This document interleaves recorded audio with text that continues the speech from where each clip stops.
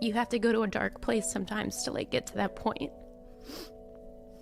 Ooh. We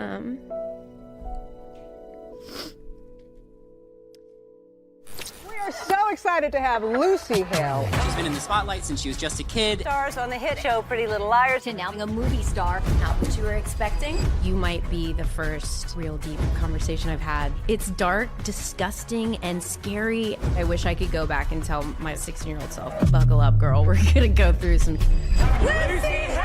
Lucy Hale. Lucy Hale, everybody. When we have those successes in life, we have an assumption that it'll fix a bunch of stuff. What didn't it fix? I struggled with an eating disorder because society makes it really freaking hard to like the way you look. I hated myself so much that I couldn't even give it basic needs like food. I did not feel worthy of the success or the career or the people in my life. And then the coping mechanisms were like incredibly self-destructive. I've been working on getting sober since I was 20. I just like held on to that belief that real Lucy came out when she was drinking. I tried to change for my mom. I tried to change for my career. One of my best friends died of alcoholism, and that still didn't make me want to get sober. None of that works. Alcohol isn't the problem. The problem is this feeling inside of me. I have to try it a different way. Was there a darkest day? Oh boy.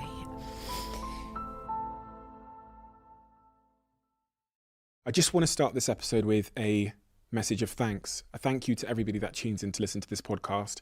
By doing so, you've enabled me to live out my dream, but also for many members of our team to live out their dreams too. It's one of the greatest privileges I could never have dreamed of or imagined in my life, to get to do this, to get to learn from these people, to get to have these conversations, to get to interrogate them from a very selfish perspective, trying to solve problems I have in my life. So I feel like I owe you a huge thank you for being here and for listening to these episodes and for making this platform what it is. Can I ask you a favor?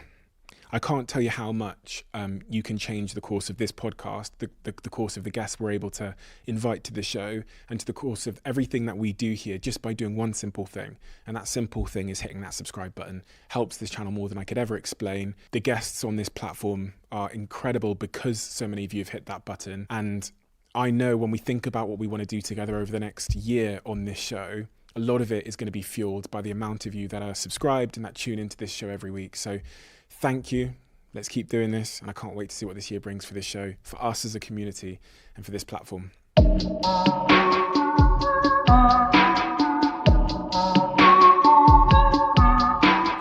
Lucy. Hey.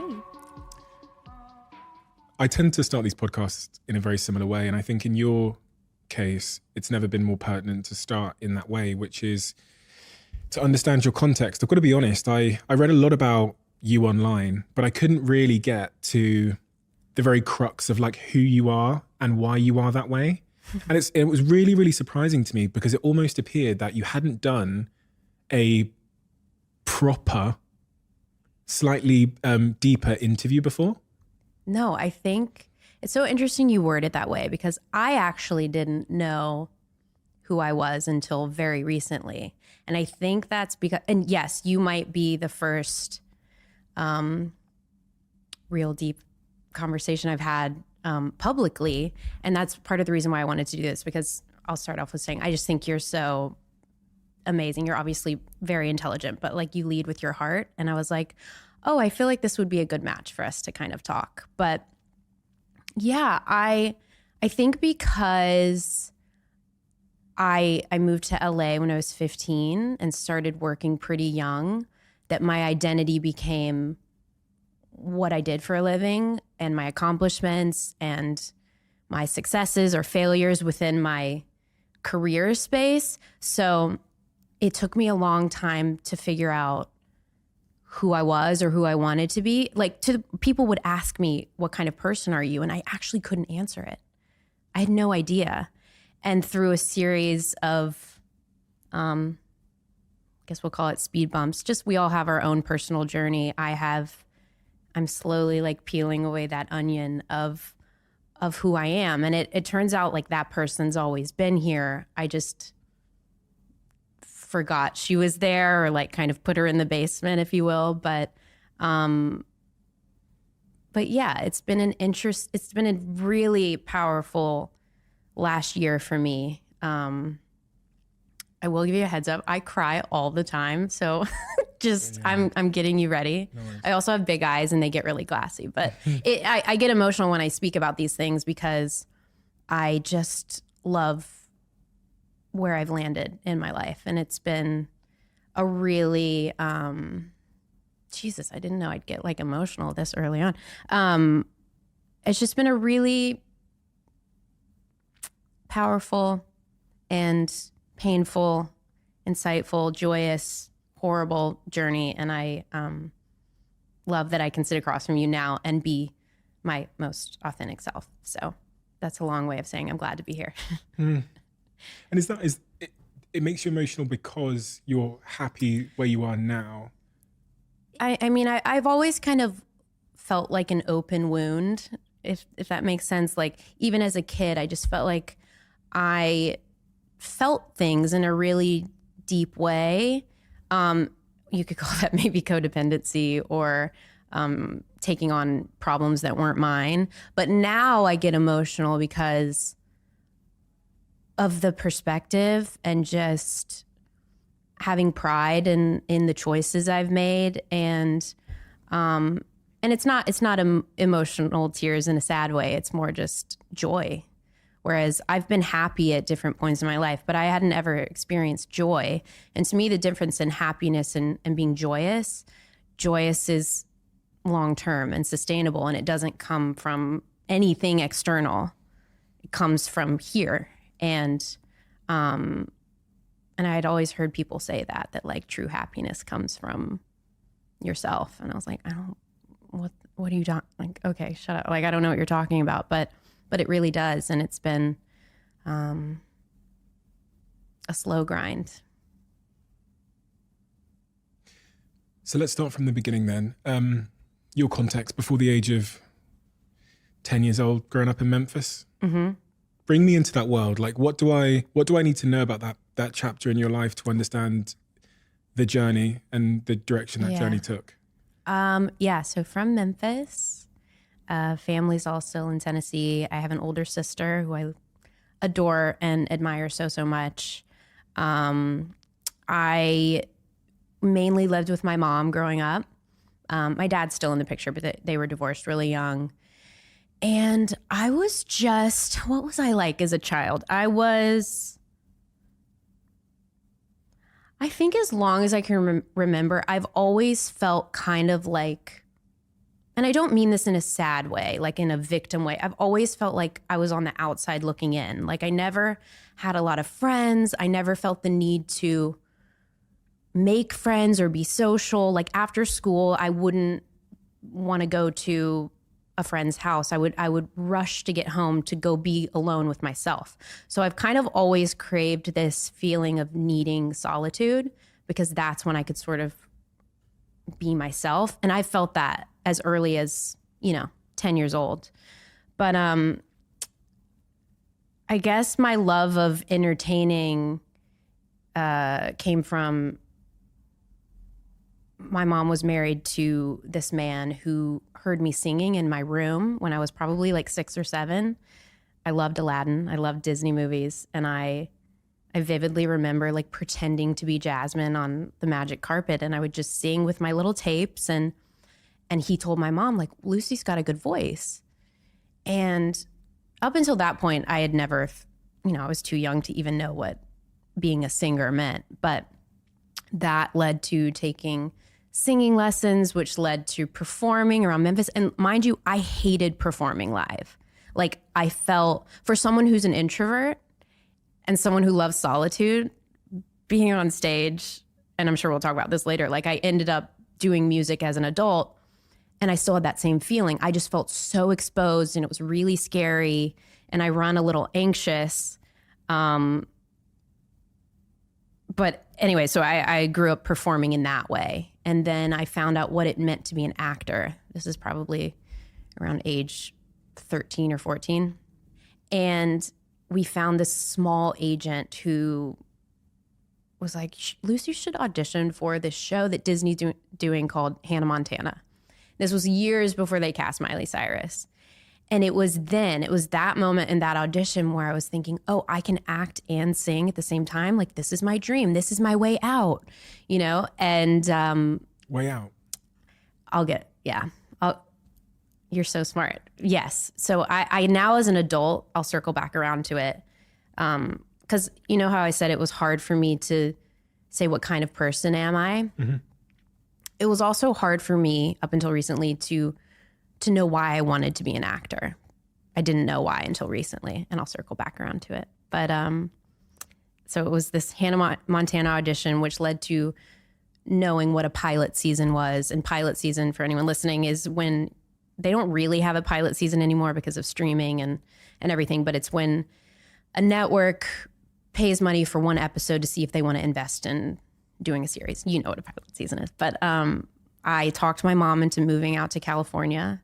And when I didn't talk her into it. I think it was perfect timing for her and for me. And we packed up our Prius and all of our stuff, which wasn't a lot. I come from a very simple upbringing. And my mom was a travel nurse. She cashed in her retirement for us to move out here. And I always ask her now, I'm like, how did you do that? Like, that's kind of insane. And I'm sure she has her personal reasons too, but she was like, I kind of just had this feeling it was going to work out for you. That also makes me cry. And I also think it's really funny because if it hadn't have worked out, I'd be screwed because I didn't graduate high school. I wouldn't know where I belonged. Like, I thank my lucky stars that it did work out because life would look a lot different, I'm sure. And then, so we moved to LA planning to stay for 3 months at 15, and I never left. And I've been here almost 20 years. And now I guess it's a good segue into what I meant by a way out. And I guess what I mean by that is I never felt, I knew that life there was not, I didn't feel like home. I never knew where I fit in. I love my family so much, but I always felt like the black sheep of the family. I just felt different, even as a little kid. And it's no wonder that I got into acting because I was always in my imagination. Like, my coping mechanism was like dreamland in my head and like fantasizing about what my future would look like. Well, if you believe in the power of manifestation, my future looked like this. Like, little Lucy kind of created this whole life for myself. And I just knew I wanted something different. You know, you used the word coping mechanism. Yes. I'm really compelled by that. Okay. Because I sat with Maisie Williams. That was another reason why I really wanted to do this, because I thought that episode in particular was so powerful, really moving. Yeah, I got chills then just thinking about it because, and as you were speaking, there was a lot of like through lines and similarities as to what you were saying. Like, Maisie really kind of lost her identity because she was a very young actress and she became, but also she was, in her own words, using acting as a way to escape, which is almost what I heard from you there. Yes, I didn't realize it. I realize now that my job completely was and has been at times a huge Band-Aid for a lot of issues in my life, because I have like very addictive tendencies and a very addictive personality, and work, like a lot of people, can be such an amazing distraction, and we get away with it because you're productive, you make money, people like you. It's not like a negative addictive behavior. But it's so easy to not heal or not focus on what's going on when you're constantly busy. And that's why after an experience like Pretty Little Liars, why everything kind of just like, you know, because we did that show we did 170 something episodes. That was like 8 years of my life in between 20 and 28 years old. I don't feel like I emotionally developed I don't know what normal is, but I feel like I missed out on some normal experiences. And so it wasn't until that period of my life afterwards where I realized how I was contributing to my own suffering. And I didn't even realize the magnitude of it until I was outside of something like that show. In hindsight, when you look back on your younger years, you talked about your parents separating. Mm-hmm. What impact did that have on you in hindsight, in your view? You know, I often think about this because I think it was 100% the best decision for everyone. And you know, you hear about so many people staying together for the kids. Oh my fucking no. I'm so glad that my parents separated because it was the best thing for everyone. And why? It wasn't a happy marriage. I don't think, you know, and I want to respect both of my parents and not speak up really on that, but I do think that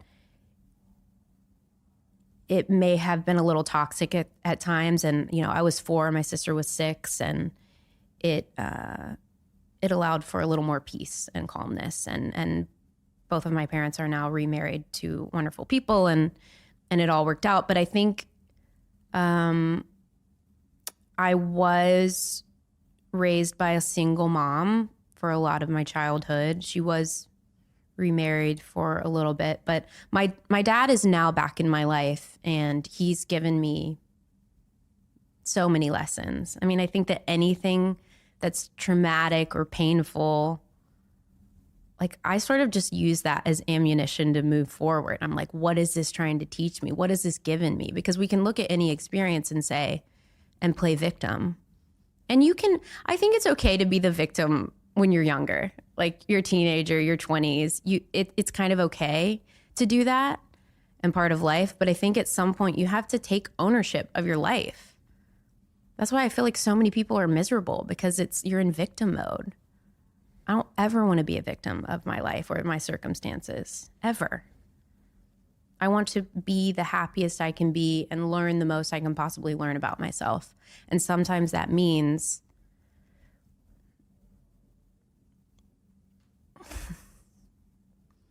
Jesus Christ, sorry. You have to go to a dark place sometimes to like get to that point. Ooh. Thank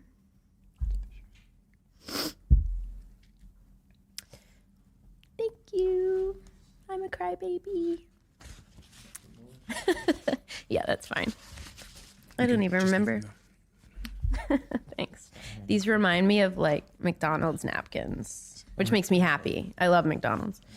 It's expensive building this set. We've run a I budget. love it. I love it. I don't even know what I was saying, but Sometimes you have to go to a dark place. what was I saying before? Sometimes I go in a trance and I just talk and don't even remember what I was talking about. Just talking about my parents' divorce. Yeah, I think it's so easy to look at these experiences and feel sorry for yourself. But life is so much more interesting and freeing and liberating when you look at something, when you look at things that have happened to you when you're a child and say, what beautiful lesson did I get out of that? And if we're just taking my parents' divorce as an example, the biggest lesson I learned from that is, what kind of love do I want in my life? What am I going to stand for or not stand for? And something I always stand by in my life is like, I'm not settling. I'm not settling. And that just means people got to meet me where I'm at. I've worked too hard to feel how I feel today, for jobs, experiences, people, relationships, lovers, friends, whatever it is, like, got to meet me here. And it doesn't mean you can't compromise with people. That's different. But I just allow a certain kind of thing in my life. And yeah. Your grandmother My grandmother. got a tattoo on your Yeah. left wrist. Oh, wow. Yes. I saw you pulling out your left wrist, so I Yeah. just went with it. Yeah. I love you, it Perfect. says, right? So, yes. So What role did she play in this picture? So her name was Karen, and she was my dad's mom. And my grandmother, rest in peace, you amazing soul, she was the coolest, badass woman I've ever met. she taught me about things that maybe I shouldn't have learned at such a young age. She would put on Oprah when Oprah would be talking about really heavy topics. She put on the movie Grease when I was a kid, and that was a movie where I'm like, "Phew, I want to do that." And I don't know where you land within the medium psychic space, but I've talked to, I practice Reiki with this woman named Katie, who always senses my grandmother's energy. And every kind of experience like that, my grandmother's energy has showed up. So I truly believe that she is here with me. But she was just smart, and she thought differently than anyone in my family. And as an adult, I can look back and think, I'm so much like her. Like, I miss her. She died really young. She died of emphysema.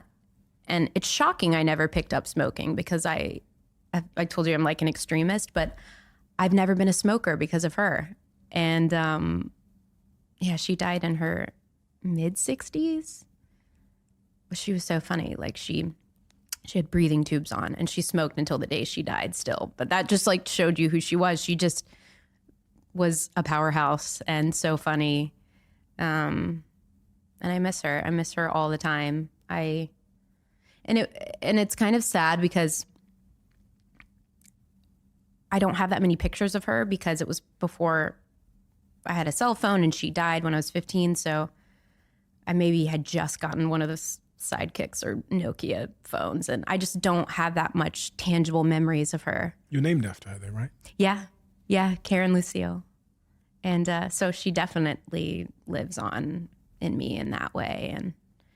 And yeah, that's nice to chat about her. Thank you for bringing her up. I was really inspired by the love your mother must have had for you, but also really the belief she must have had in you to move to LA with you when you were 15. I'm assuming purely so you could pursue a career in Hollywood at 15 years old. Yeah, it's totally bizarre. And when I tell people that, I just have to set the tone. My mom was not a stage mom at all. And by that, I mean, it was never forced upon me. She just always encouraged me to follow this dream, which is so incredible, because you hear of so many people where it's the opposite, where the parents are forcing a dream you don't really want onto you. And she just instilled a lot of willpower. My mom is such a hard worker. I do believe I get my drive and work ethic from her. And she's so selfless. Like, she would give her last penny to anyone, and just loves with her entire heart. And my mom and I have definitely had our rough moments over the course of our lives, but we're in such a beautiful place now where we really can show up exactly how we are without getting triggered or defensive, because we're really similar in the way we approach our emotions, I guess. And so we kind of have butted heads at times, but she's always been my just biggest fan. And I have no idea how, because I often think, if I had a daughter who wanted to do what I want to do, would I do that? I don't know. How do you know? It's kind of insane, isn't it? It is insane. Thanks, Mom, for being insane. I love you for it. Like, thank God. But it was a risk for sure. And she came and worked as a nurse. Yeah. So the only way we could afford to live out here, because as you know, cost of living is insane. She was a travel nurse, which is kind of an agency for nurses that live across the world, and they could place her at a hospital and they would pay for our rent, and she would make a little extra money. But I mean, we were kind of barely getting by. And yeah, I feel like there was always kind of financial worry there, but she always made it work. We always figured it out. And by sort of 16, you start working in TV shows and stuff out here in LA? Yeah, so this is a really cool story to tell you, because I just got back from Vancouver. But the first show I ever did, the first series, was called Bionic Woman. It was a remake of a show, really popular show from the 70s, 80s on NBC. and I got cast as the little sister. And we lived in Vancouver in this building right by the sea line. And then I, now 19 years later, just was working up there again.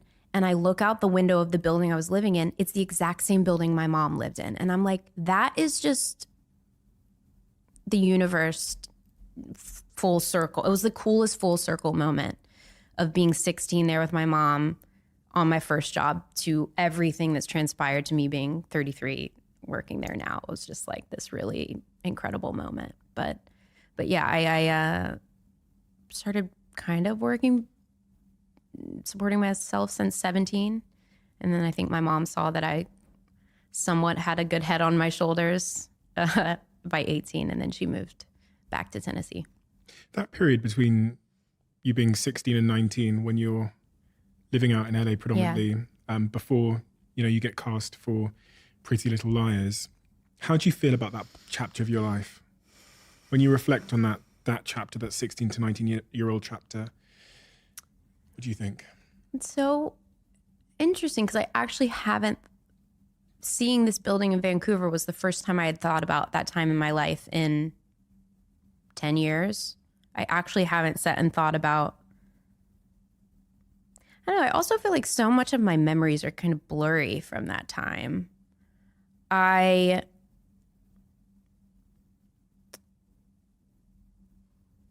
It's so weird. Like, I can't even answer that question. I think I was very grateful to be in LA and pursuing this dream, but that was kind of the beginning of it all, of what was to come.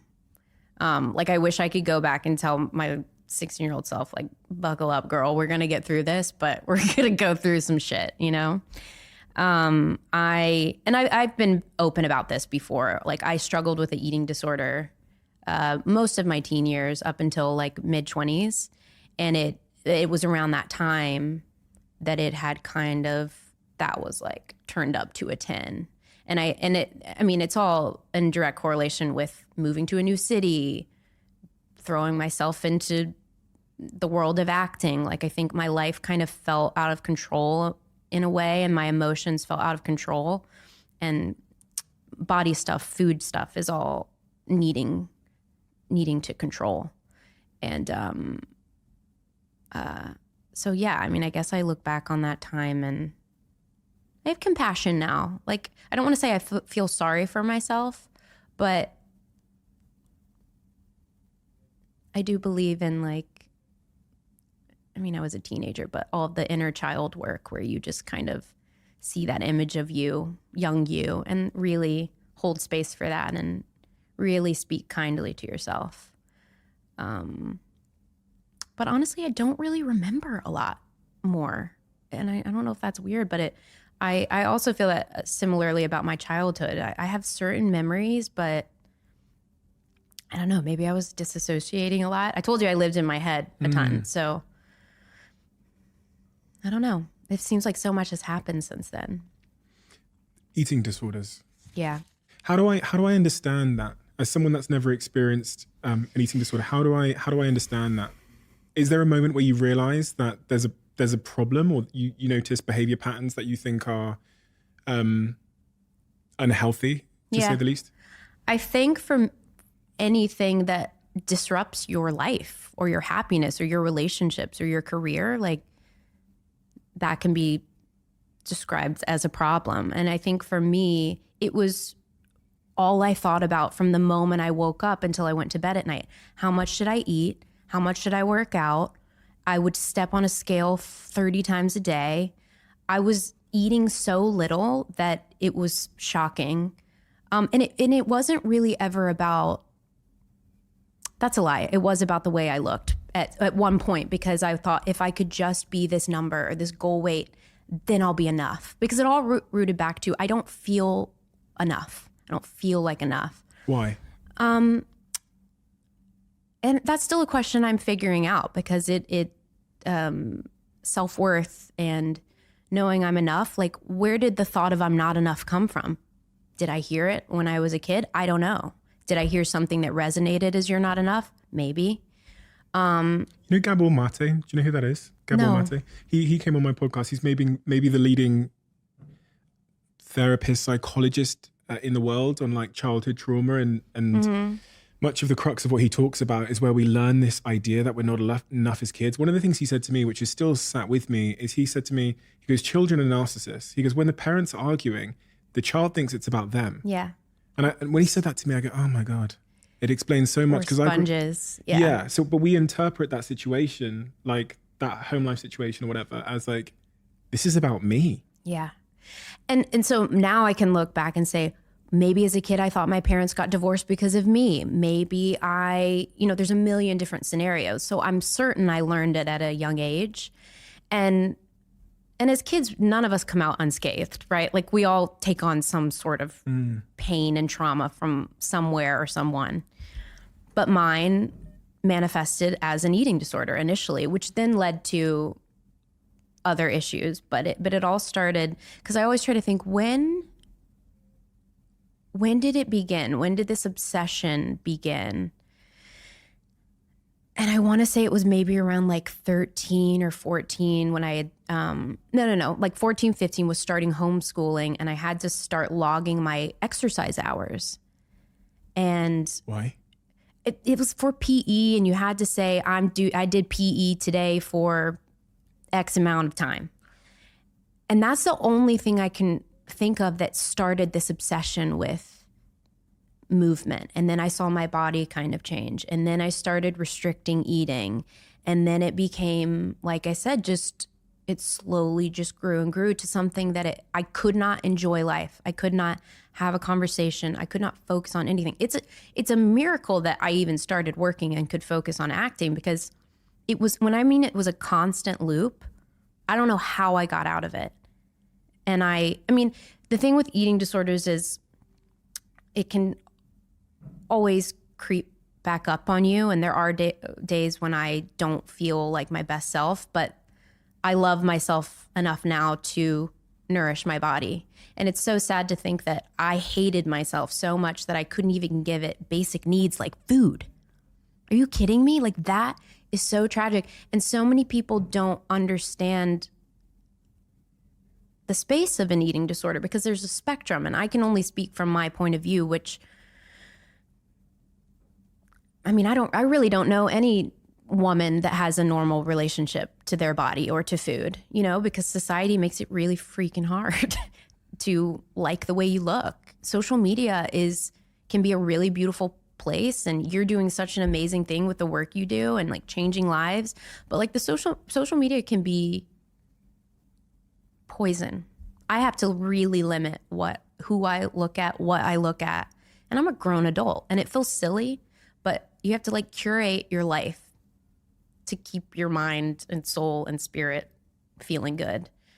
I always feel a little uncomfortable talking about an eating disorder because I'm sensitive, and I know that it can be triggering and hard for people to talk about food and bodies, and people don't understand how someone who objectively is thin could think they were overweight. But I can't explain it, but that's just what I saw and what I felt. And now I can look back and see photos and think, oh my God, I wasn't seeing reality. You just create this narrative in your head that's scary and dark. And it ultimately wasn't about the way I looked. It was about so much more, which is I had no self-worth, incredibly low self-worth. And I really owe it to like getting out of that.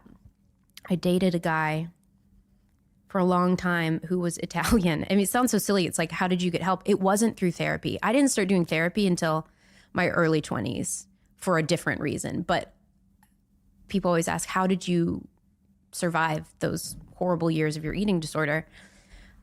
It was my Italian boyfriend who loved and appreciated food. And he would make us go to dinner, and I learned to enjoy food again. And it was like each year that went by, I started to feel better and better.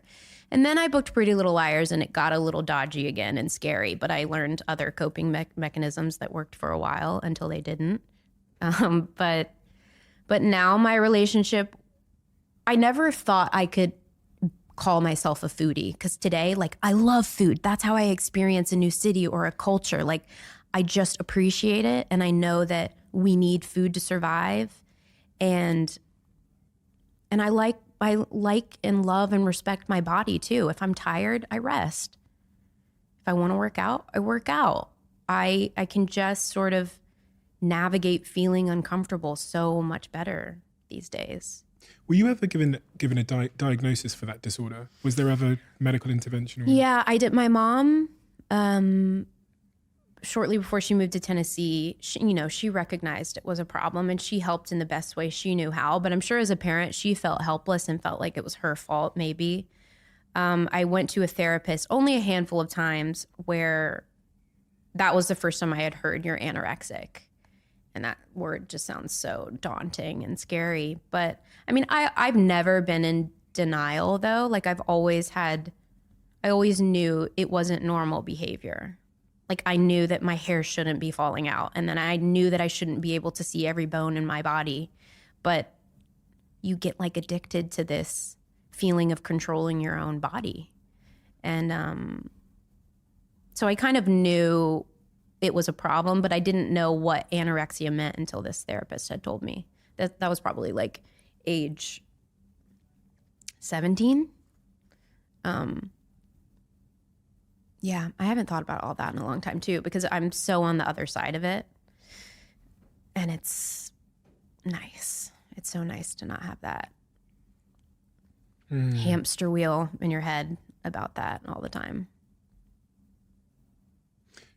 Being in LA, being in the entertainment industry is I imagine, a tricky place to be when you're contending with issues of, eating disorders, and because of the influence of, advertising and movies, especially back then, social media, etc.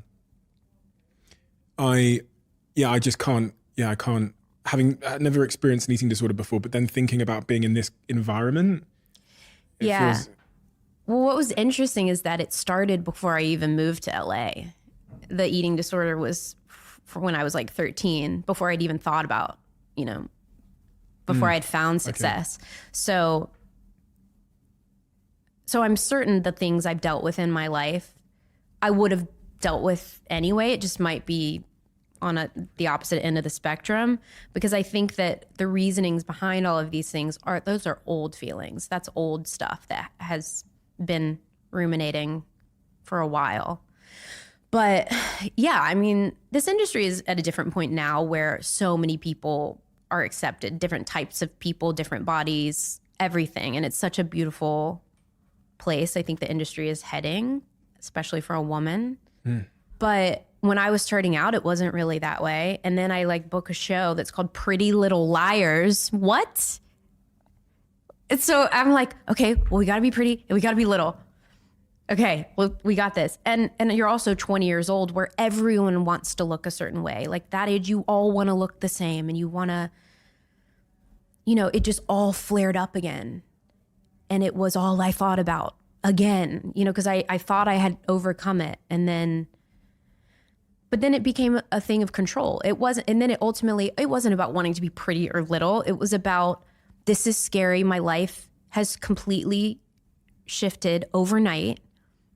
Millions of people are seeing my face. Instagram had just started. It was just sort of beginning. My first post ever on Instagram was me of season 1 of Pretty Little Liars. And it was like my life was now under a magnifying glass. I felt out of control. Guess we got to control the way I look again, and then I'll be enough, and then people will like me. My MO for so much of my life was, how can I get people to like me, even though I hated myself?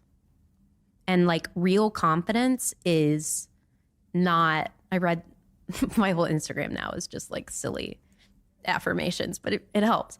But I read something the other day that's true confidence is not, I hope they like me. I'm paraphrasing, but not, I hope they like me. It's, I'm okay and know who I am, even if they don't. And yes, that's exactly what it is. And that confidence is what I've been searching for my whole life. And to know that and to show up anywhere I go with anyone, with new people, and say, I'm accepted because I accept myself. I have value because I value myself. You can put me in any situation, anything. I truly mean this. And I have the confidence that I'll get through it, sober and happy. And it's been one hell of a journey. And I truly, I'm not going to cry again. I wouldn't have changed anything. I literally would not have changed any dark moment, situation, because the perspective and empathy I've gained from that, I would not have otherwise. So. You said I hated myself. I know, it's such a strong word. And it makes me sad that I felt that way. Maybe hate's a strong word. I do this sometimes too. I'll say something, then I'll backtrack and try to paint it prettier. That's fine. But things are ugly sometimes, right? Yeah, maybe it's more that I just didn't feel worthy of the things I had in my life. I didn't feel deserving because a lot of my life post-success, I did not feel worthy of the success or the career or the people in my life. It was like this limiting belief that you're a fraud. If people really knew who you were, they wouldn't like you. You're worthless. You don't deserve this. And even though I wasn't actually saying those things, subconsciously, that's what was happening, I think, because I would keep making the same mistakes and be like, why is this happening? It's because I had this belief that I didn't deserve any of it. When you live with that sort of lack of self-worth, it manifests itself in a variety of ways. One of them you talked about already, which is trying to gain control over something, because then if I can control this, maybe I'll garner a bit of sort of self-worth from the scales or the mirror, whatever it might be.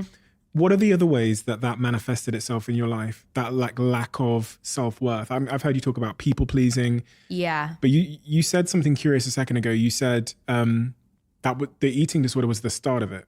Mm-hmm. And then you said you were going to go on to say something else. But yeah. I mean, it all kind of ties in together. I think the people-pleasing is such a big thing I've been working through in my life, because what people-pleasing does is you're doing things that aren't authentic. You're doing things you don't want to do. What does that do? Well, it builds anger and resentment. Well, then if you repress that anger and resentment, then what happens? Well, it's going to come out some way. And for me, for such a small human, I have so much rage in that have now sorted through. But for so much, I just bottled up that rage.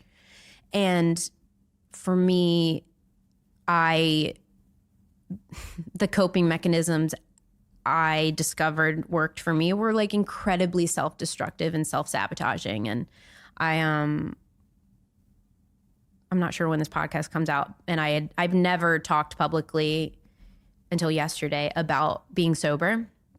I have a little over a year of sobriety, which, the people in my life, my friends, my family, who are just the greatest people in the world and have stood by my side for, I've been working on getting sober since I was 20. I'm 33. It takes time. It took time, and it took patience with myself. This is a topic I could talk about until the end of time, but basically what alcohol did for me, it did a couple of things. It was like this feeling of, oh my God, this is what I've been searching for my whole life. I'm my truest self, right? I'm so much funnier and cooler and people like me. That's all bullshit. Guess what? Not true. I was not myself, not my truest self. But it started with, wow, I can be free and funny and boys will like me. This is when I'm younger, right? And I just held on to that belief that real Lucy came out when she was drinking. Guess what? Real Lucy did come out, but it was that rage and pain that I had been holding on to for so long. But it also quieted my mind. I feel like, and I'm not the only person on the planet that deals with this, but my brain just doesn't shut off. It's exhausting. But when I drink, because I was textbook binge drinker, blackout, wouldn't remember what I did, what I said, which is scary. And it's also hard to explain that type of drinking to someone because people who haven't experienced it or dealt with it personally, like addiction is such a topic that is still so taboo because people would just tell me, well, Lucy, don't drink. Oh, thank you. Oh, okay. Thank you so much. I'll try that. Thanks. But now it is that. Now it's like, okay, I just don't pick up the first drink and I'm fine. Because what would happen for me is I'd pick up the first drink, I'd like the feeling, I'd have another drink, I'd really like the feeling. And then it was past drink 2, don't remember. I wouldn't remember the rest of the night. Through what period of your life was this, sorry? Since you were young? I've had an issue. From my very first experience drinking, which was like age 14, up until a year ago, I have had a problem. I've never had a period of my life where I was a normal, moderate drinker. It was always, let's go. Let's just, I was willing to just go to this crazy dark place every time. And, of course I trying to be a moderate drinker, just having to. I have an allergy to alcohol. I cannot drink. I view it as an allergy to alcohol. My brain doesn't work the same way as someone who can just have a glass of wine. It always wants more. It's like craving that feeling. My best friend has just actually finished a documentary on this subject matter. He was my best friend, but also my business partner for many years. Okay. And the point where he realized he had a problem, we kind of had a bit of a face-to-face because he had done so much damage. And there was one particular instance where he did so much damage to himself, our company, our team members, that we met on a Sunday and we basically, it was that kind of ultimatum moment, which is you're going to have to leave. Yeah. And yeah. You can do a lot of damage, right? When you have that relationship with alcohol and you have an addiction to alcohol and it brings out that side of you. Mm-hmm. Did you ever have moments like that where people close to you said, yeah, many times. But it's one of those things. I remember the point in my life where I'm like, I woke up a morning after drinking and it was when I wanted to keep drinking. I was like, oh, my reaction to alcohol is different than my friends. Like, this is different. And I've known I had a problem this whole time. There was never a moment where I thought I was normal. There have been moments where I didn't want to change because I'm like, I'm not giving this up. Are you kidding me? Like, who would I be if I can't have fun and let loose and drink? But I had many times, my manager of 19 years, who is an angel, truly an earth angel, I believe has saved my life at times. Like, this woman has been there for me. She's had hard conversations with me. I've had friends who've tough loved me. I've had friends who say, we can't until you do X, Y, and Z. I've always been shown love and support, but the thing about addiction or just life in general, like, you gotta want something for yourself. Like, I had so many things happen where you would have thought I would change. I tried to change for boyfriends. I tried to change for my mom. I tried to change for my career. I tried to change for vain reasons. I'm like, well, I'll look younger and be skinnier. I'll stop drinking for that. None of that shit works. I had to and wanted to get sober January 2nd, 2022, because I said, I deserve more. I deserve more out of this life. I have to try it a different way. And I have to be willing to just commit to it. Because binge drinking, I would be sober for 3 months, then relapse, be sober for a week, relapse. And I never, the really crazy thing is I never let it get in the way of my job because my career has always been so important. But when I'd go home at night, it would just be like so dark and I'd be so in my head about it. But it would be so dark. I was thinking then, because my business partner described it as there was a pain he was trying to escape, which we just never realized. Mm-hmm. He had a pain in his life, in his mind. I would find him downstairs 3 a.m. in the morning in the laundry room with the lights off drinking. I thought, this guy's he just loves alcohol, right? That's what people think. Or like, right? Oh, you like to party. Yeah, exactly. But I came to learn that there was a pain he was escaping that he hadn't addressed. Yes. Is that the same in your situation where there was an unaddressed pain or issue that you think you were using alcohol as a escape mechanism for? Yes, definitely. I mean, alcohol isn't the problem. The problem is this feeling inside of me. Alcohol was the solution. For a while it was my solution. I'm like, oh, I don't have to think about being good enough or whatever the problem was. Like, it worked for a really long time until it just left me feeling depressed, anxious, lonely, just worthless. But there is a big misconception about people who struggle in this way, is that, oh, they're weak. They just can't not do it. Or they like to party, or they just like booze. It's so much more than that. And yeah, for me, it was definitely old stuff, old feelings, pain.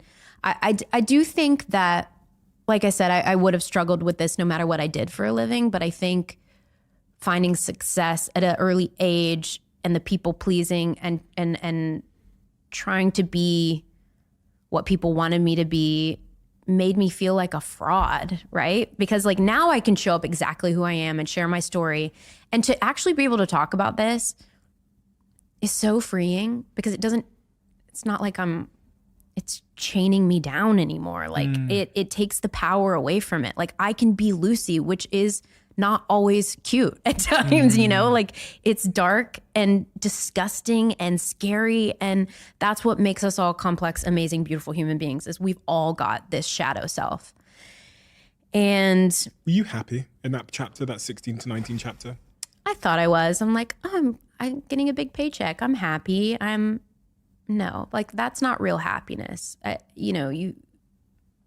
had told myself the lies of, you're happy, or I felt guilty for not being happy, because how could I not be happy? I have X, Y, and nobody wants to hear about someone in my position being unhappy, right? Like, let's just be real. Nobody wants to really hear about that. But at the end of the day, I've had to allow, and I believed that too. I ran with that. Lucy, you don't deserve to be unhappy. How dare you feel these things? But now I know I'm a human being, and everything's relative. And it's okay for me to have these very human experiences. And I've found the people in my life that I can talk to about it. And was I happy? I had moments of being very happy. But not like this. Not like this. Wherever I'm at in life right now, it feels peaceful, which I used to call boredom. I have moments where I'm bored. I'm like, ooh, what kind of fire can I start today? But then I rein that back in. I never really usually pick the chocolate flavored Huels. My favorite are the banana flavor. I love the salted caramel flavor. But recently, I think I in part blame Jack in my team, who's obsessed with the chocolate flavour Huels. I've started drinking the chocolate flavour Huels for the first time, and I absolutely love them. My life means that I sometimes disregard my diet, and it's funny, that's part of the reason why I've had a lot of guests on this podcast recently that talk about diet and health and those kinds of things, because I am trying to make an active effort to be more healthy, to lose a little bit of weight as well, but to be more healthy. And the role that Huel plays in my life is it means that in those moments where sometimes I might reach for, junk foods, having an option that is nutritionally complete, that is high in fiber, that is incredibly high in protein, that has all the vitamins and minerals that my body needs, within arm's reach, that I can consume on the go, is where Hale has been a game changer for me. Quick word from one of our sponsors. I've got a tip for all of you that will make your virtual meeting experiences, I think, 10 times better. As some of you may know by now, Blue Jeans by Verizon offers seamless, high-quality video conferencing. But the reason why I use Blue Jeans versus other video conferencing tools is because of immersion. Their tools make you feel more connected to the employees or customers you're trying to engage with. And now, they're launching one of their biggest feature enhancements to impact virtual events so far called Blue Jeans Studio. I actually used it the other day. I did a virtual event using the studio, which I think about 700 of you came to. TV-level production quality, all done by one person with very little technical experience on a laptop. So if you've got an event coming up and you're thinking about doing it virtually, check out Blue Jeans Studio now. Let me know what you think, because I genuinely believe, I know this is an advert and I'm supposed to say this, but I genuinely believe it's the best tool I've seen for doing really immersive, simple but high quality production virtual events. Pretty Little Liars. Yeah. 20 years old. Yeah. You were doing another show, right, called Privileged? Yes. Privileged, yeah? Mm-hmm. And they cancelled that show. Mm-hmm. And that led to you being cast for Pretty Little Liars, which is pretty amazing. Universe is Yeah. serendipitous. Yeah. rejection can lead to redirection. That is, there's a really cool story there. So I did this show called Privileged. They canceled it. I was devastated. And the same producer said, hey, we have this script. It's based off of a book. We think you'd be great for it. And they said, it's called Pretty Little Liars. And I'm like, oh, I was such a huge fan of those books. I read the script, and it was the first time I had ever been offered something. And so we get this offer, but at the same time, so at this point, it's just a pilot. And no one knew what the success of it would be. But at the same time I got that offer, I got the offer for something else, which was like a really, I don't even remember what it was called, but it was a really shitty TV movie that I don't even think, did it get made? Yes, it did get made. And I, at one point, was thinking, I want to take this movie because there was a really cute guy attached to it. You can see that's where my head was at, was let's choose a part because of a cute guy. And then it was almost overnight where I just woke up the next morning and said, you know what? No. Because I would have had to choose between the two. I said, I think I should choose this show. Well, thank God. Thank God. But it is such a great example of how one door closes, another one opens. Nothing is by coincidence in this life. I firmly believe that. I think that everything happens exactly how it should. And like having an open mind and seeing the lesson in everything makes for a happier life too. But yeah, it's crazy to think about that time. And that, I mean, Pretty Little Lies became, in your own words, the biggest show in the world at one point. Yes. I mean, I think. I mean, if it's 1, 2, or 3, I mean, it's still, the outcome is still the same, that your life irrevocably changes from that moment onwards. For better and for worse, one might guess. I think, yes. If that's true, tell me why on both ends of that spectrum. Yeah. Okay. I mean, it was a dream job. Like I now had the success I had wanted and the notoriety. I felt valued and appreciated. And did you? In a superficial way, for bits and moments. There were times when I thought there were times when I didn't feel like I was being utilized in the right way. I'm like, I have so much more to offer. Please let me, there were other characters in the show that I wanted to be doing the things they were doing. But there were times when I felt like I could really show off my talents, I guess. I mean, it was the launching pad for my whole career. And it's taken a while outside of that show to get people to see me in a different light. And I knew that when you're a part of something that's that big, people are seeing you every week. Like people still call me Aria on the street, I knew that it was going to be strategic moves for years to get people to see me in a different way. And I feel like I'm at this point now where people are giving me those opportunities, but I've worked really hard for that. I have taken a bunch of different types of roles and different types of characters post that to get to like show myself, but also to show everyone like I'm not a one-trick pony and I want to be doing this. And if I'm lucky enough to get to do, I hope I can do this the rest of my life. But it helped me hone my craft. The fact that show went for that long is almost unheard of. Like that just doesn't happen anymore. And I always laughed because there was a couple of people on the show where it was their first job ever or their first audition ever. And the show went for that long. I'm like, this is not normal, by the way. But it also post that show because I've had I don't want to view anything as a failure, but I've had things that were maybe viewed as failures post that. And it kind of, which I'm also grateful for because it gave me perspective of,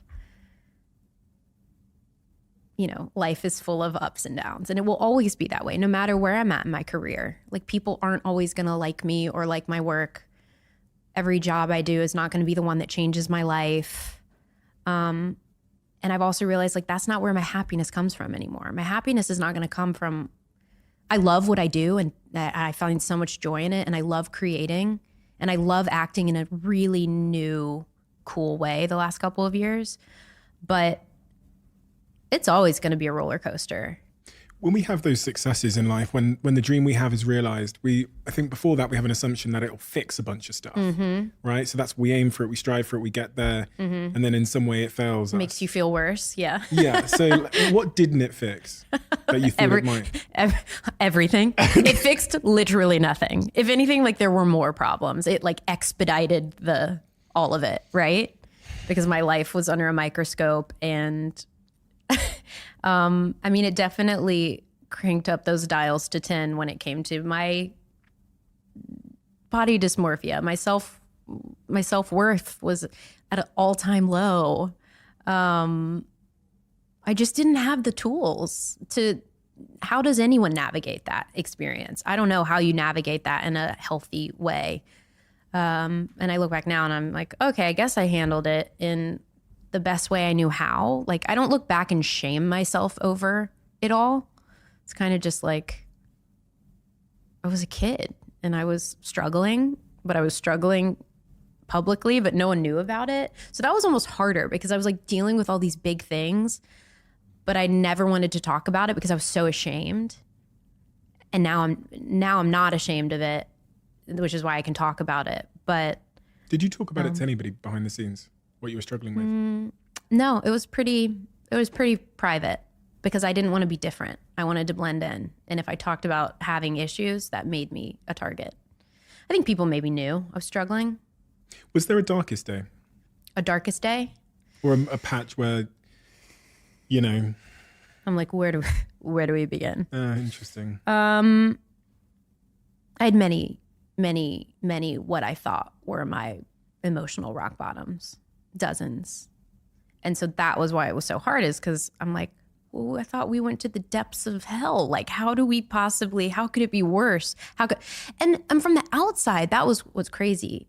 No one would have known. So it was like everything externally didn't match what was happening internally. So then I just felt like a fraud. I was like, this isn't adding up and it's not real and it's not right. I want things to match up and look the same. I just felt like totally undeserving of everything that was happening. Darkest day. Yeah, I mean, I had many, but I'd always pull myself out of it. Like, if I have one thing, I'm resilient. Like, I don't really give myself a lot of, that's not true. I do positive affirmations for myself all day these days, but I know that my resilience is what's slingshotted me the other way. Did you ever think about quitting? Acting? But during that period of between 16 and 28 when you left? Oh, yeah. Yeah. Seriously? Well, maybe not seriously, because I didn't know what else I was good at. I didn't think I was interesting. I didn't think I was smart. I didn't, like, all of these things. I truly was like, well, what would I do? And so I at times had the thought, could I do something else? Could I go home after this? But I never packed my bags or made a call to someone and told them. But there were times in my 20s where I was just thinking, is this what I want to do? But then it became about, it wasn't because I disliked acting. I loved it. And I always knew I was good at it, but it was just, how do I manage my emotions and do what I love? I was like, I don't know how to do that. Now I know how to, I mean, I still have bad days, but I know how to handle it better. It's hard. It's hard. I don't know. It's a constant, starting a new job. I really have to make sure I have my plan in place for what helps me feel safe. Do you ever ponder if you would have been overall happier for the last 33 years had you not been an actress? Yeah, I think about that all the time. What do you think the answer is? No. You think you wouldn't have been happier? No. I mean, maybe I would have had longer periods of happiness, but I do believe that where I'm at now, what I've gone through to get the happiness I have now, like, this is where I'm supposed to be and this is how I'm supposed to feel. And I don't think I would have gotten through that without the job I have or the things I've been through. I know it sounds grateful to say I'm happy that I struggled with addiction or whatever it is, but I am. I just think that in order for me to feel whole and survive is to be creative. And I actually crave creating and acting. There have been moments in my life where I was scared that, oh my God, I'm going to have to keep doing this and not know if I love it. And I did this show, and the moment where it all like happened for me was the show I did called Katie Keene. Another short-lived CW series I did. I've had 3 shows on CW that only went 1 season. It's kind of a running joke now. Anyway, whatever. Katie Keene, New York. It was the show that made me fall in love with acting because I don't even know what happened. I mean, it was a great show, great people. It was so much fun living in New York. But maybe I stepped into my confidence more. I don't know. I just feel grateful that I can say, oh God, I like what I do. Because that would be a bummer to like do all these things and then say, and I could. And that's the reality. Like today I could say, you know what? I don't want to act anymore. And I know that that's an option. And I know that I'm lucky to know that I have options. Like I have perspective on that too. But I also feel lucky that I do want to wake up and say, I want to go act today. I want to go work with these people and collaborate. Did you have a life throughout that Pretty Little Liars stint? Was there a life outside of the show? Was there no relationships and socializing and tons of failed relationships? No, I had a social life. It was a lot of work. We were doing that 9 months out of the year for 8 years. But yeah, I dated and it traveled and failed relationships. Yeah. Oh yeah. Yeah. Why did they fail? I think, well, some of them, we were just young and they're not supposed to work out. But I do think and I'm very careful to not talk poorly about people ever.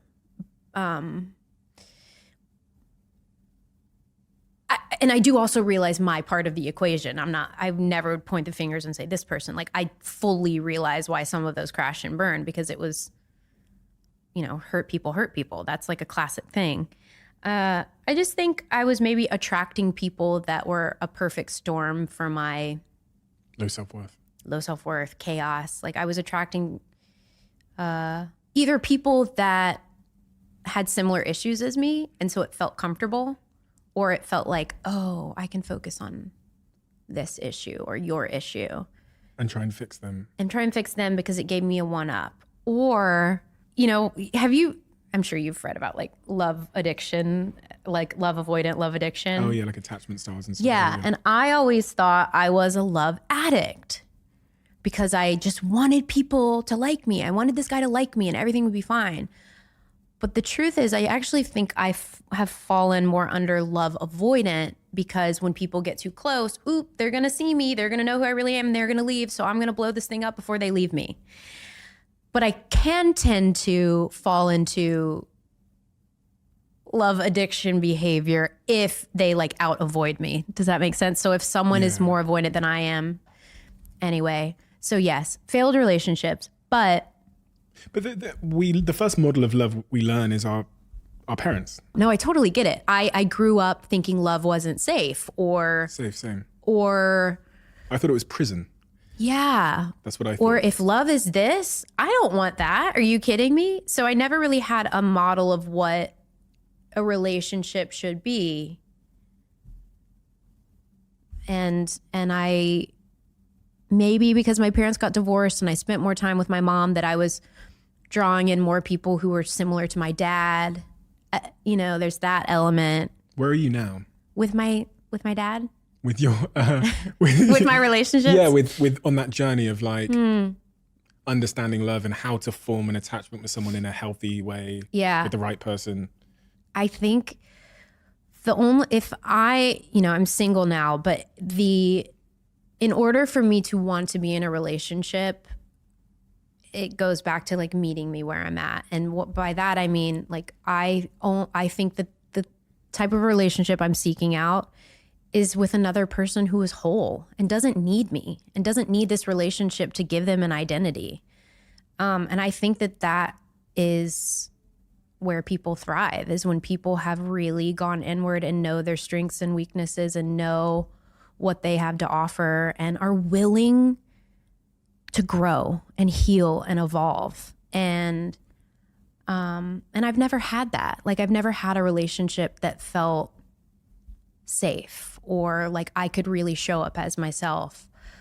I do think that, you know, being sober is really important to me. And like, that's my number one priority, because I know that when I do that, everything else is fine.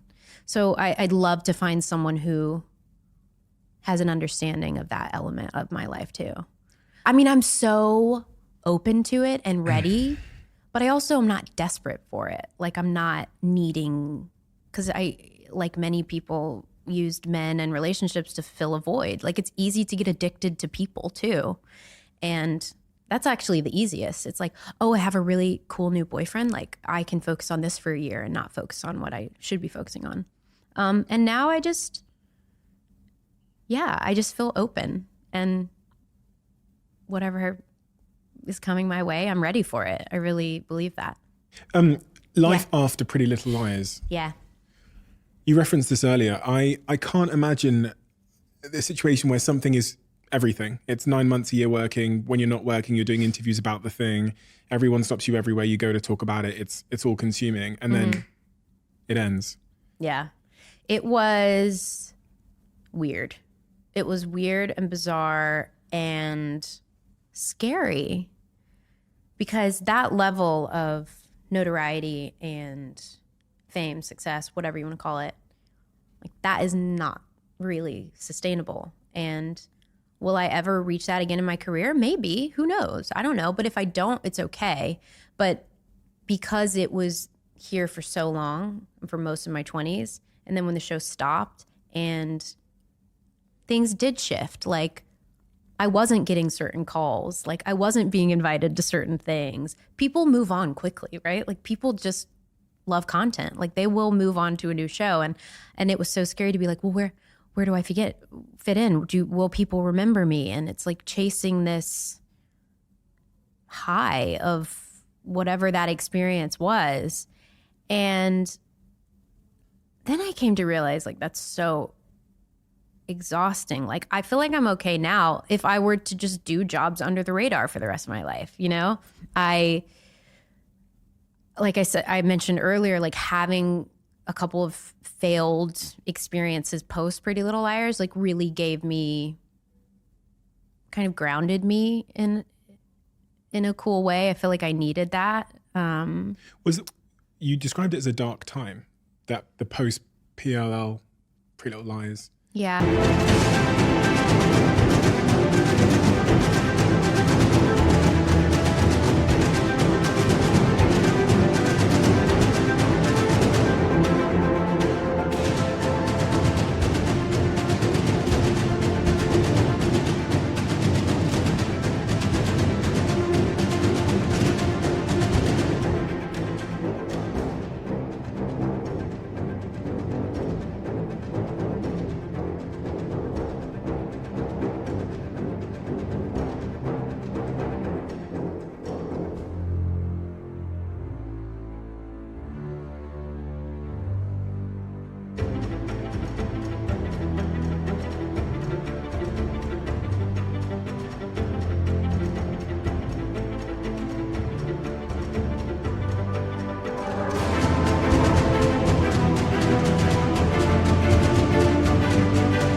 Phase of your life. Yeah. And that's because you've got, like, I guess maybe you've got to, I'm assuming here, but you've got to re-find out who you are again outside of the show.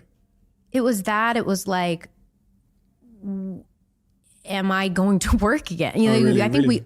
not we all, I've had some conversations with people in a similar position where I wanted to work, but you didn't, because people only want to see you as that one thing. And I'm also grateful for that period, because then that was when I got to discover who I am outside of that. Who am I outside of my job? Who are you? Who I can say that I've always wanted to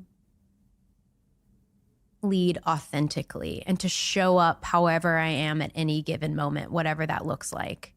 And I have not been able to do that until recently. I feel like I am confident in what I have to offer. I'm comfortable with who I am. I'm a good friend. I'm loyal. I'm honest to a fault. If you're in my circle, I'll have your back no matter the situation. I talk about the hard shit. I lead with my heart. I believe in justice more than anything. Even if it's like I see someone cutting someone in line, I'm like, that's not right. I'm passionate as hell. And I do believe my intentions with people are good. And at the end of the day, I can sleep at night really well because I like who I am. And it's just as simple as that. I like my choices.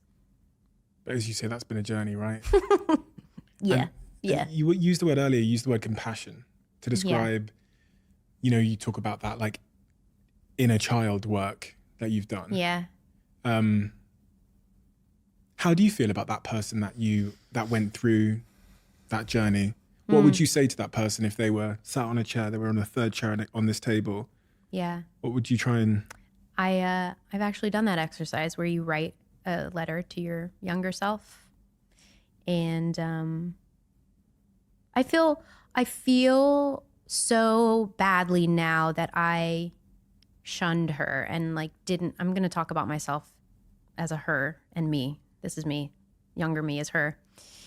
I didn't give her a chance to speak up. Like, whereas now I'm like, what was hurting you so bad that you needed to do that? Like, I kind of give her the stage to talk about her feelings.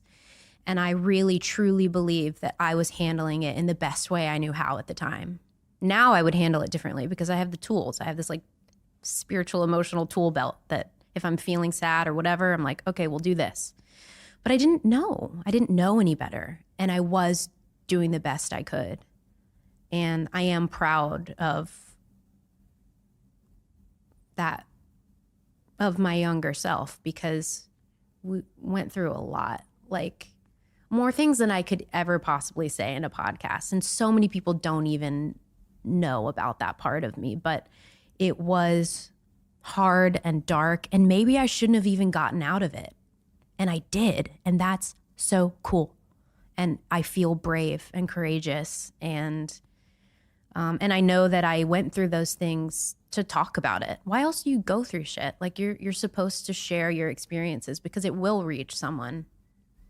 And compassion is the perfect word for my younger self. When we talk in hindsight, we often create the impression that, and I do this a lot, that everything is great now. And that's just like not the nature of life, right? Mm-mm. Life continues to be a roller coaster. Yeah. What are the things now that you still work on? Oh boy, I'm so emotionally impulsive and responsive, like because I'm so, I guess the word is passionate, but I really, sometimes it's hard for me to see all sides of the coin and like see someone else's perspective. And I work on that a lot. I don't have all the patience in the world, but I struggle with what people think of me a lot. I struggle with, what am I doing? Why are you here? What are you talking about? Like that inner critic is loud sometimes. It's really, what have you done in terms of, you struggle with what people think about you sometimes. You've got like shitloads of followers. You've got a lot of people that are giving their opinion on you at all times. Mm-hmm. What have you done in terms of practical steps to protect yourself? Well, I've read somewhere that you did like a rehab, like a digital rehab at some point in your life. I mean, I do my own version of digital detoxing, which is simply, it's not the first thing I look at in the morning. I don't grab for my phone, and I turn my phone on Do Not Disturb at like 7, and I don't look at it until the morning, unless it's to text Kate over there. But Were you addicted to your phone? I'm still addicted to my phone. It's nuts. I'm like, yeah, I can go without getting Wi-Fi on this 2-hour flight, cut to me putting in my credit card info. It's so, and it's this need, it's not to know what people are thinking of me, but I am addicted to being available all the time. And I feel we're all guilty of that. Like just being glued to this phone and texting back immediately, or I don't feel the pressure to like socially, like on social media, I don't feel that pressure to need to always be present anymore. A lot of times in my career, I have felt like it's expected, and that can feel a little draining because unless something feels authentic, I don't want to do it. Like I don't want to have to do it. I feel like I'm at this point now in my career where I don't need to. So I kind of just do what I want, which is nice and freeing. But I do think it's important to disconnect, and that looks different for everyone. 30s. Yee. I'm in my 30s as well. Congratulations. Thank you. Yeah. It's nice, isn't it? It's nice. It's really nice. Yeah. 20s is always, well, for me, it was a bit of a mess. Same. Trying to figure yourself out and, dealing with all these emotions and trying to whatever. But in this next chapter of your life, what are you manifesting for Lucy? Ooh. I mean, here's something I've been working on recently because I am truly a believer in creating the life you want. I believe our thoughts are powerful. Our thoughts create everything. But I think where I've gotten stuck or in trouble, or where a lot of people might be stuck, is that we manifest a person, a job, whatever, but then we hold on too tightly to the expectation of what that is. So it's like now I'm at this point where I want to manifest specific things, but be okay if it doesn't work out exactly how I think. And kind of looking at it as being kind of neutral with life. It's just like living freely, like going with the flow. I don't typically go with the flow. I'm not a go with the flow kind of gal. But my priorities are a little different now. Like I do want a family. I think recently I decided I do want kids. I have 2 lovely dogs. My goal now, I want to farm with goats and chickens and so many dogs. And I just want to keep, I can say so many things about my career. And if I'm lucky enough to work and create and do all the roles I want to do, like that's freaking amazing. But mainly, I love discovering more about myself and why I am the way I am and why people are the way they are. Like I think this whole journey of self-discovery and self-healing is one that's constant. There is no end goal. And I'm just going to it's a marathon, not a sprint. So I just want to keep on this really beautiful path that I'm on. You proud of yourself? Yeah. Yeah. And it's not for the reasons you might think. I mean, I'm proud of my work ethic and the things I've accomplished, but I'm proud that I've faced what I thought were my worst fears about myself. I am proud of how I show up every day. I'm proud of how I treat people. I'm proud of having this conversation with you. I just knew, I was like, okay, well, I'm not going to have any expectations about what this is going to be. I'm just going to follow his lead. And you present such a safe space, and I'm grateful that you allowed me to be myself. I'm going to ask you a really interesting question. I don't think I've ever asked. I'm not going to cry again. What is wrong with me? Okay, go ahead. Okay. Why does that make you emotional? Because I don't really, I feel like I think it's because I am proud of myself. I think it's because I don't always have these conversations, or I haven't always shown up how I want to show up. I cry because this is just who I am today. I'm a weepy, emotional version of myself. And you spent a long time acting, right? Yeah. Literally. Yeah.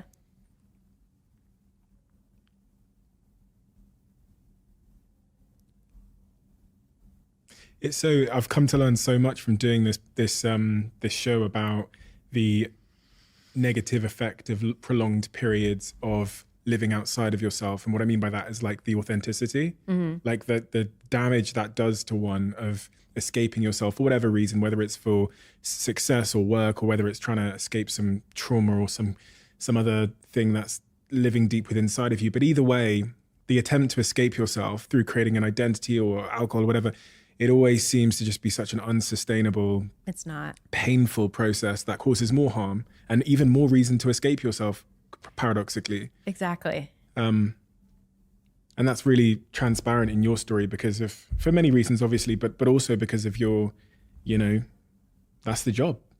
The job is to be, you know, a Someone else. character. Yeah, quite literally. Yeah. But, you know, also no wonder I got into my line of work because, I don't have to figure out who I am. I can do all these things and be all these people want me to be. That's why I got away with it so long. And then I was like, the jig is up. We got to discover who I am. It's going to be hard and scary. But yeah. We have a closing tradition on this podcast where the last guest asks a question for the next guest. Do you speak to yourself the way you speak to those that you love? That's a really beautiful question. I'd say about half of the time now I do. I really feel like I show up for my friends and I'm a words of affirmation gal. Like I always let people know I'm grateful for them and I'm just like a lover, you know, like I want people in my life to know I love them. But I can also have like a venomous tongue sometimes. Like I'm not To yourself? to others. It's like I can emotionally respond to people in an unkind way, but I always hold myself accountable. So to answer that question, I can be very kind and at times unkind to the people I love the most. And it's similar to myself. The cruel inner critic, self-critic, I only do to myself. And, you know, I'm still finding ways to quiet that voice. But I have made it a habit to say nice things about myself. And it feels silly sometimes and a little like not egotistical, but like saying kind affirmations to yourself feels really bizarre at the beginning because we almost think it's unhumble, or does that make sense? Like, but I take time out of my day to say cool things to myself, kind things to myself as well. But I'm still working on the voice that's not so nice. Speaking of kind things, also never asked anybody this question before, but seems quite relevant in your story because I was just reflecting on that story you told about your mother upending her life to come to LA with her teenage daughter to pursue her dreams. When you look back on the journey you've had so far, who, if there were like, you know, a couple of people that you wanted to say thank you to, even though thank you would never really be enough to explain the gratitude you have for them, who are those individuals? You can include yourself if that's relevant at all. I mean, definitely my mom, but I tell her this all the time. Thank you. My manager, who I also tell all the time. Thank you. Why? I would not be where I am personally or professionally without her. And she's gone well beyond being a manager. She has been the most human, kind, patient, gracious, selfless woman to me when she didn't have to be.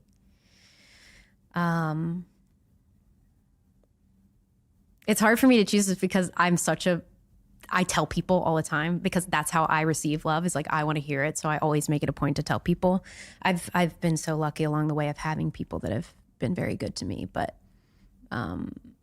there's one woman in particular who is still a friend, but her name's Joanna Garcia. She's an actress, and she was number one on the call sheet, lead of the show Privileged I did on the CW. And I remember how so for people that don't know, number one on the call sheet is it kind of goes in from biggest role, like lead, to there are no small parts, but you know what I'm saying? She was the lead of the show, and she treated everyone with such kindness and grace. And I remember, and she was so good to me. And I was like, I want to be like that. That's the kind of number one on a show I want to be. Not and more than that, that's the kind of person I want to be. She knew everyone's name. And she had such an impact on me. And I don't know if I've ever actually told her that she is still someone I think about. It's almost like, what would Joanna do? I could wear the "What would Jesus do" bracelet. What would Joanna do? And it's people like that. I've been really fortunate with the people I've worked with in my life that have inspired me. So thanks, Joanna. Looping back to the start of this conversation, it was really startling to me that you hadn't had many conversations like this before. It like really baffled me. It's actually the thing I was saying before you arrived, because I go on YouTube, I go on whatever, and it's so superficial. I'm so tired of talking about my beauty routine. I could just die. Like I can't do it anymore. But it was so like, I was literally over there watching a video where it was like, when's the first time you had a cup of coffee? Do you remember the one? And I'm thinking, no, I don't, because they all kind of blend. I mean, it was like a BuzzFeed thing where they're asking you these questions. Mm-hmm. I just found it so surprising that you'd never really got to know who Lucy was. And I think, and I'm grateful no one's asked a lot of these questions before, because I don't think I was ready. I don't think I knew how to answer them. So I feel similarly, like I feel like there's so much more to me than people might realize, or that I have to talk about. But I do believe in the timing of life, and maybe I wasn't quite ready to answer those big questions. Lucy, thank you so much. Oh my God, it's been an honor. You're amazing. Thank you so much for this. Thank you.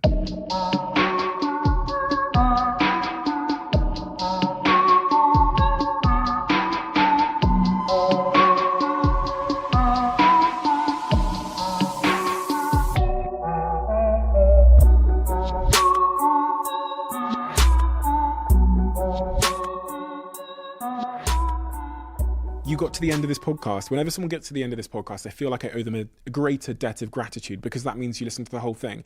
And hopefully that suggests that you enjoyed it. If you are at the end and you enjoyed this podcast, could you do me a little bit of a favor and hit that subscribe button? That's one of the clearest indicators we have that this episode was a good episode. And we look at that on all of the episodes to see which episodes generated the most subscribers. Thank you so much, and I'll see you again next time.